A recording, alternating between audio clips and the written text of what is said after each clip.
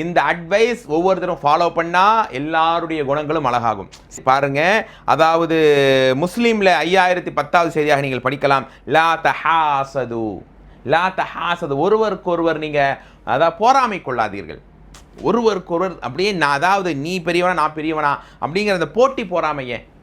அண்ணல பெருமானார் சொன்னாங்க, லா ஹஸத இல்லா ஃபீ ஸனத்தைன், இரண்டிலே தான் உங்களுக்கு போட்டி இருக்கணும், போராமை இருக்கணும். அடுத்தவன் நல்லா சம்பாதிக்கிறான், அடுத்தவன் இவ்வளோ செழிப்பாக இருக்கிறான், இவ்வளோ காரில் போகிறான், இவ்வளோ பங்களாவில் இருக்கிறான், இவ்வளோ பொழிப்பாக வாழ்கிறான், இதெல்லாம் அடுத்தவனை பார்க்காதீங்க.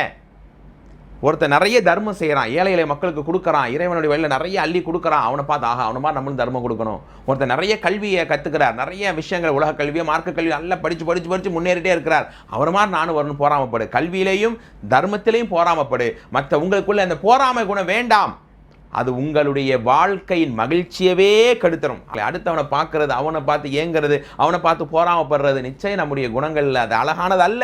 இன்றைக்கே விட்டொழிக்க வேண்டும் அன்பானவர்களே. ஆக நம்முடைய குணங்களை அழகாக்குவோம். நல்ல விஷயத்தில் கல்வியிலையும் தர்மத்தில் மட்டும் போராமை கொள்வோம். வேற எல்லா வகையான போராமைகளையும் நம் கால் கீழ் போட்டு மிதித்து தூய்மையான குணத்தோடு இறை நெருக்கத்தில் வாழ்வோம். அஸ்ஸலாமு அலைக்கும் வரஹ்மத்துல்லாஹி வபரகாத்துஹு.